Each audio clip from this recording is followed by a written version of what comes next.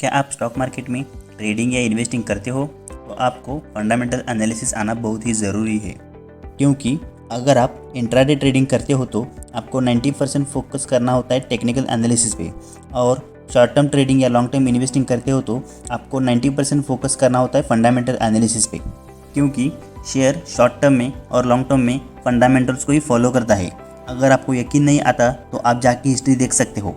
जिस कंपनी के fundamental strong है उस कंपनी की शेयर प्राइस आपको लॉन्ग टर्म में बढ़ती हुई दिखेगी, और जिस कंपनी के फंडामेंटल्स वीक है उस कंपनी की शेयर प्राइस आपको लॉन्ग टर्म में ग्रोथ नहीं दिखाएगी, उल्टा डिग्रोथ ही दिखाएगा। आप मुझे ऐसा एक भी शेयर बताओ जिसके फंडामेंटल्स बहुत ही स्ट्रांग है लेकिन वो लॉन्ग टर्म में डिग्रोथ ही दिखा रहा है। लेकिन आपको ऐसा शेयर ज़रूर मिल सकता है जिसके फंडामेंटल्स बहुत ही ख़राब है और पिछले कई दिनों से वो सिर्फ बढ़ता ही जा रहा है। ऐसे शेयर्स मैनिपुलेटेड भी हो सकते हैं।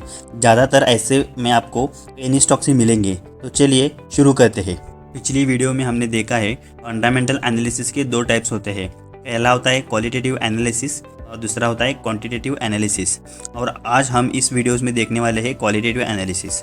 क्वालिटेटिव एनालिसिस में हम 3 स्टेटमेंट्स को एनालाइज करते हैं। पहला होता है profit and loss account statement, दूसरा होता है बैलेंस शीट स्टेटमेंट, तीसरा होता है कैश फ्लो स्टेटमेंट। तो पहले समझते हैं profit and loss account statement. तो profit and loss account statement में हम बेसिकली कंपनी के स्पेसिफिक पीरियड का परफॉर्मेंस चेक करते हैं। तो क्या होता है परफॉर्मेंस चेक करना? परफॉर्मेंस चेक करना मतलब कंपनी ने कितने रुपीज़ के रॉ मटेरियल खरीदे और कितने रुपीज़ के रॉ मटेरियल खरीद कर उससे कितने फिनिश गुड्स बनाए और कितने बेचे, मतलब कितना सेल किया, और ये सब रॉ मटेरियल खरीदने से फिनिश गुड्स बनाने तक का कितना खर्चा आया और उसमें से कितना प्रॉफिट जनरेट किया, उसे हम ग्रॉस प्रॉफिट या अर्निंग बिफोर इंटरेस्ट टैक्स भी कहते हैं। तो चलिए हम इसे एक एग्जांपल से समझते हैं।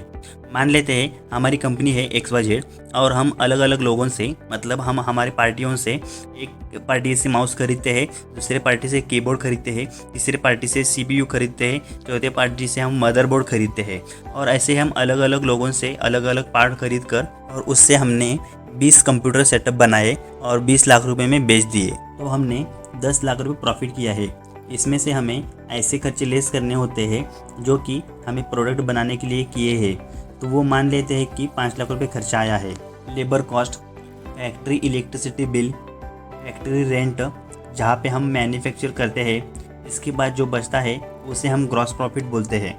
और इसके बाद जो हमारा ऑफिस एक्सपेंस होता है, जैसे कि electricity bill, municipal tax, director salary, employ salary, ऐसे एक्सपेंसेस जो कि हमें इनडायरेक्टली खर्चे करने होते हैं, वो मान लेते 3 लाख रुपए है। इसके बाद हमें जो बचता है उसे हम नेट प्रॉफिट बोलते हैं। तो अब आपको अच्छे से समझ आया होगा कि profit and loss account statement में क्या क्या होता है।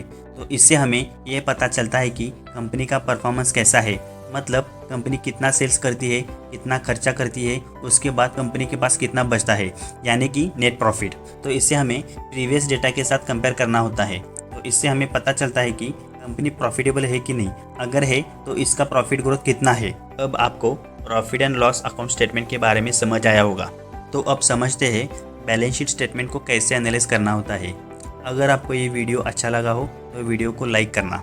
अगर आपको स्टॉक मार्केट के रिलेटेड कोई क्वेरी हो तो आप कमेंट बॉक्स में ज़रूर पूछ सकते हो। आपकी क्वेरी सॉल्व करने की मैं पूरी कोशिश करूँगा। तो चलिए बैलेंस शीट को समझते हैं। बैलेंस शीट मतलब क्या होता है? बैलेंस शीट से हमें कंपनी की फिनेंशियल पोजीशन पता चलती है। कंपनी की फिनेंशियल पोजीशन कितनी स्ट्रांग है, कितनी वीक है, ये हमें बैलेंस शीट से पता चलता है। बैलेंस शीट में एसेट्स एंड लायबिलिटीज़ होती है। एसेट्स यानी हमारी properties, building, machinery, computers, bank balance, bank FD, insurance, investments.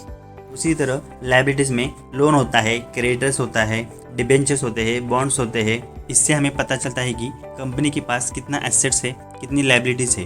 अगर कंपनी के पास एसेट्स ज़्यादा है तो अच्छी बात है, अगर कंपनी के पास एसेट्स से ज़्यादा लायबिलिटीज़ है तो ये बात नेगेटिव मानी जाती है।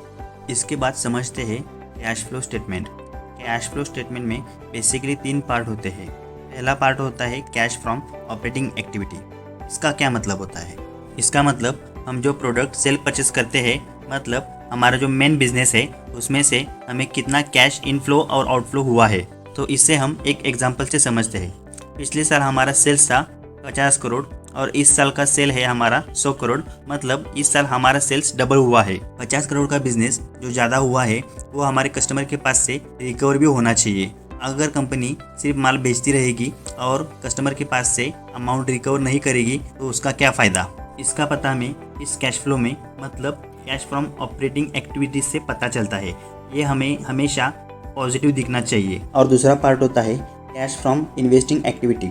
इसका मतलब होता है हम इन्वेस्टमेंट से कितना कैश जनरेट करते हैं।